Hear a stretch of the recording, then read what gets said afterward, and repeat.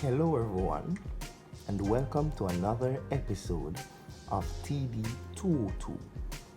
In this episode, we will show you how to approach a simple isometric drawing. Stay tuned.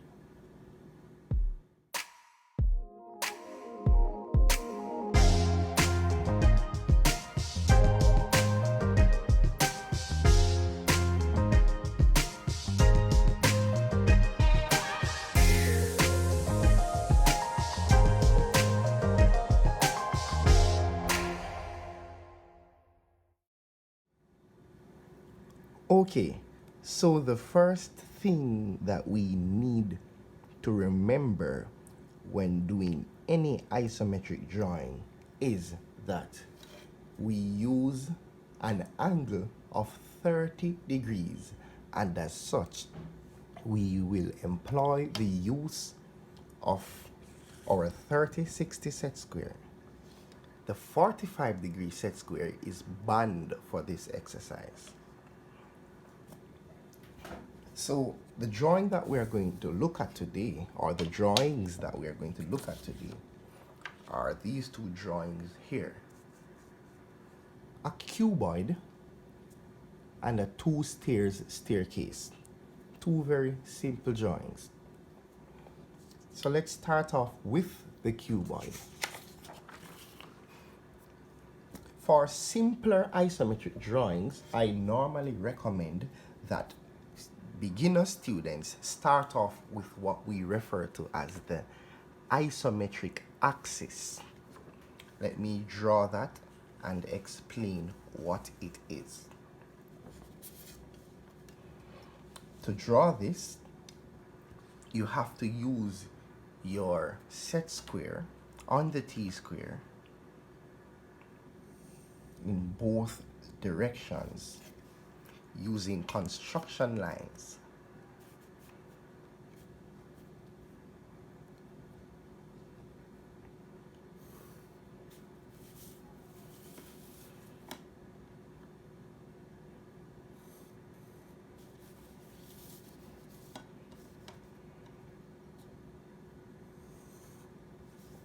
Okay, so this is my isometric axis.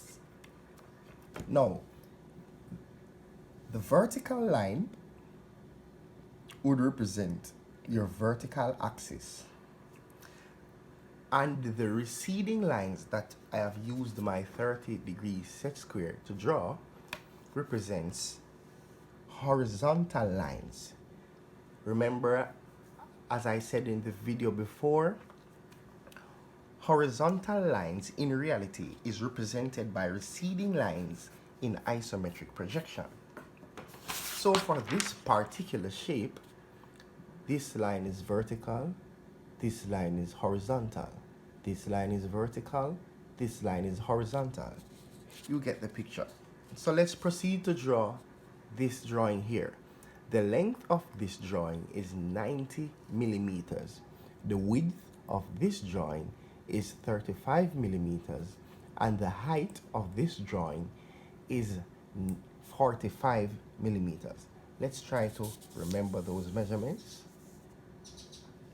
Okay, I'll just sit this drawing here so that you can see as I draw. Now, once I have established my axis, the isometric axis, I'm going to go ahead and measure the length and the width of the object.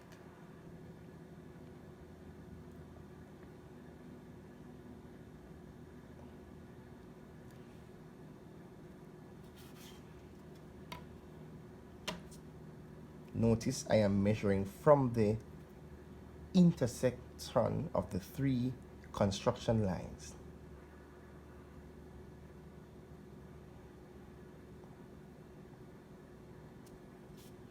Once I've measured the length and the width, I'll now proceed to measure the height, which is 45 millimeters.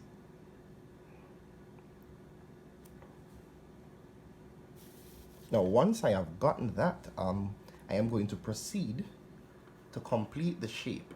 Now, In isometric projection, when replicating a drawing, it is already in isometric projection, all you have to do is to match the lines in the direction as you see them.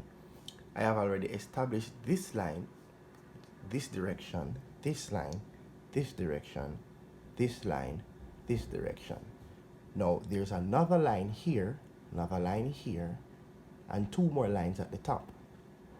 There are also two more lines at the sides. Now let's start with this one. As I can see on the drawing, this line will go upwards, right? Over the other side, it goes upwards. And please note, as I'm drawing, I am firstly drawing the construction line without a set measurement, estimating it longer than the measurement that I need, and then I'll proceed to measure the measurement that I need. And another thing, in isometric projection, measurements tend to be transferred. Let me demonstrate this. Since I've already measured 45 millimeters here and 35 millimeters here, I don't have to measure another 35 here or another 45 here. Once I am dealing with parallel lines, the measurements will automatically be transferred. These lines are parallel, these lines are parallel.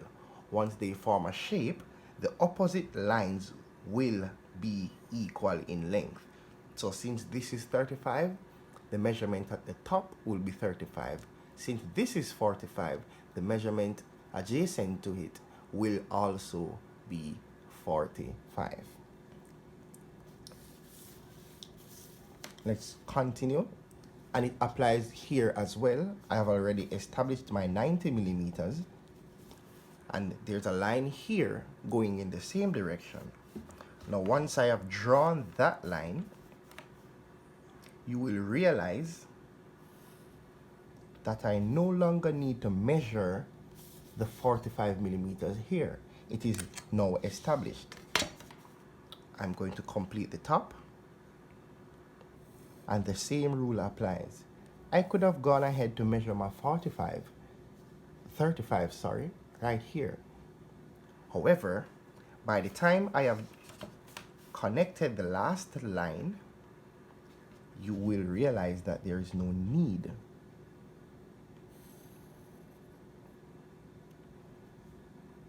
Okay, so this is the shape lined out in construction lines. I am going to go ahead to brighten the shape using outlines.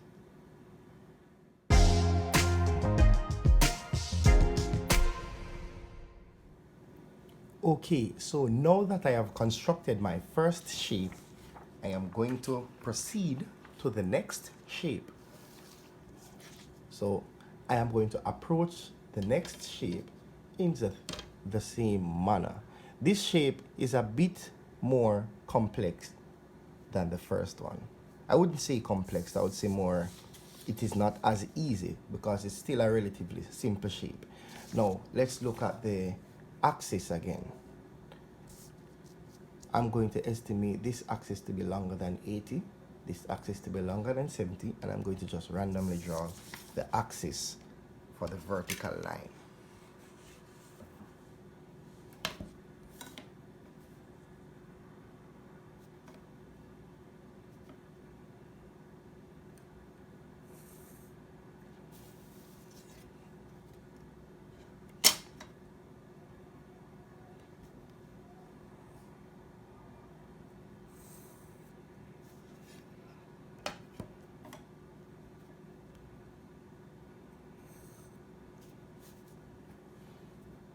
Now, once I've drawn my axis, I'm going to go ahead to draw the measurements. Now, with isometric projection, we have to learn how to calculate missing measurements. For example, we want the measurement for this part. This parallel line over here, since this shape that is formed is a parallelogram, It is actually a rectangle in reality. But in isometric projection, it is skewed to look like a parallelogram. So we will treat it like a rectangle. So in reality, opposite lines in a rectangle are equal. So since this measurement is 25, this measurement will also be 25, as was the case over here where both lines were 45. So we now have this measurement. So we can go ahead and put it here just for our memory's sake. Over here, you'll realize that the object is 55 millimeters high, and we are given this measurement, but we're not given this measurement. No, in order to calculate this measurement, we have to minus the 25 that you are given here from the overall height, and you will get 30 millimeters. There are a lot of drawings that in isometric projection that will be presented in a manner as such where not all the measurements are given, and you have to find out the measurements by yourself. So since this is 30, here would also be 30, as explained before. This would also be 40. This is another parallelogram which represents a rectangle in real life, right? Since this is 80, you will also have 80, 80, 80, 80. But bear in mind, not all you won't be required to measure all these measurements. Once you've established this measurement, automatically the others will come into play without having to measure them. Now, we are missing two measurements. The overall width of the object is 70 millimeters. Since you already established 40, the remainder will be 30 millimeters. It simply means that this portion of the shape is 30 millimeters. Likewise, this portion. If you notice the hidden lines that I'm placing on the object right now, you will realize that this object, like this object, has a general shape of a cuboid. However, a piece has been omitted, right, to give another shape. So we can go ahead and outline the cuboid first of all, using the overall length, width, and height, and then proceed to get the other measurements. Or we can just follow the measurements as they appear. So let's go ahead and draw this object. I'm going to go ahead and measure 70 millimeters.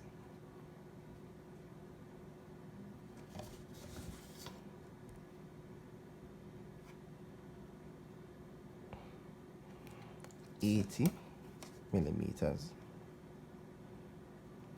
And for now, I'm going to measure 25 millimeters.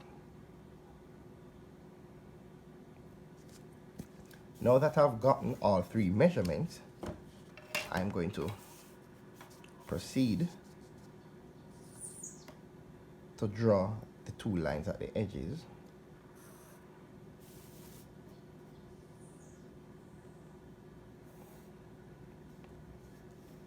And I'm going to proceed to measure.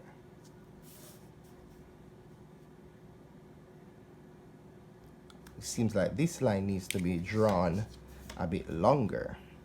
When drawing in isometric projection, we have to assume the length of the lines correctly, or estimate rather, so that you don't have to re-lengthen the line. So I have gotten this edge. Now, I really don't have to measure this portion.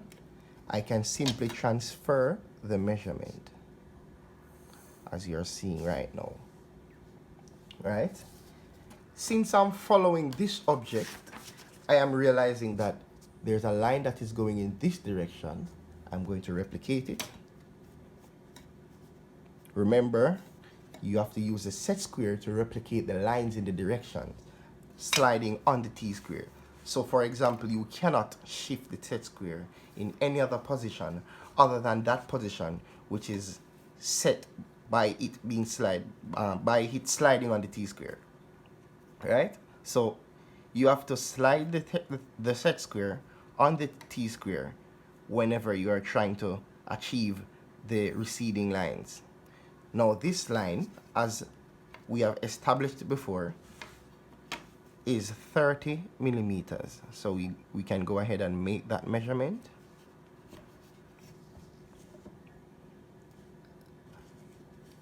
And as you can see over this side, the line is there as well. It is also 30 millimeters, but we will not measure. We will simply transfer the measurement. So in the process, we have also transferred this 80 millimeter measurement.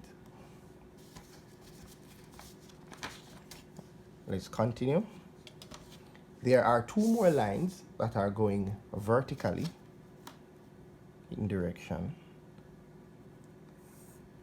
And please be reminded, I really don't need to measure. I can measure if I want, if it was a case that I did not measure the 55 millimeters, which is the overall height. Now, once I've done that, I can simply transfer the measurement that is at the 55 millimeters to connect. If I had measured the 30 millimeters here, I could have just drawn the line in the opposite direction, which would give me the 55 millimeters automatically.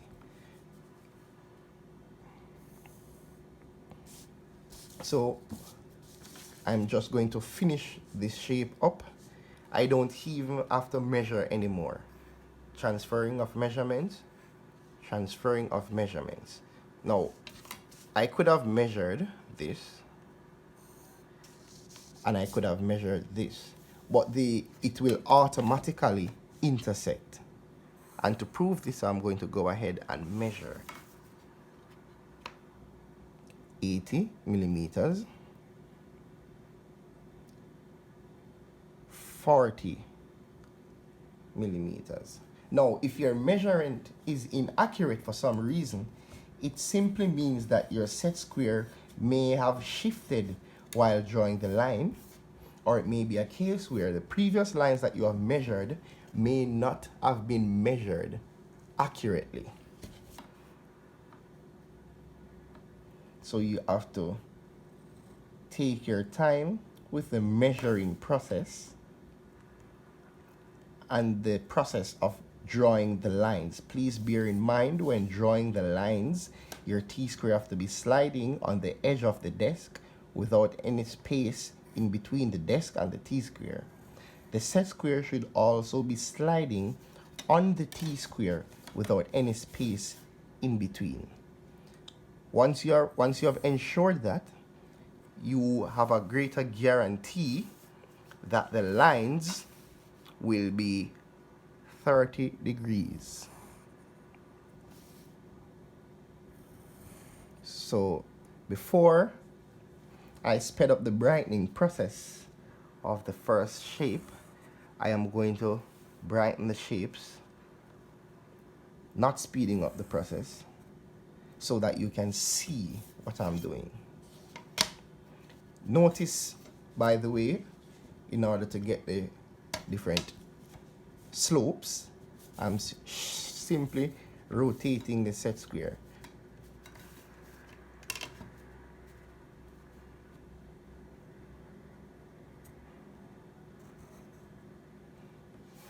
Okay, for this particular set square and this particular t-square, you realize that sometimes I have to press on the t-square in order for the set square not to slide underneath. Once that happens, it's a greater guarantee that your line will not be 30 degrees. So you have to watch out for that.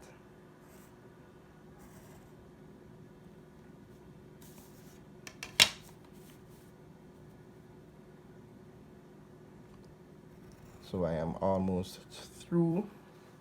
I have 3 more lines to go.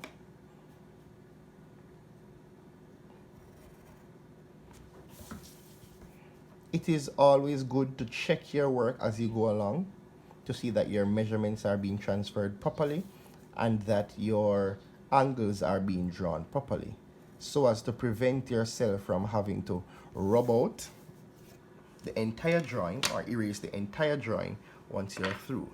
Please ensure that before you proceed to outline the shape that you double check your work. It is quite easier to erase construction lines than outlines. So there you have it. You have the shape here. You have both shapes. So in the next episode, I will proceed to draw another shape. This time, that shape will be more complex. Have a good day.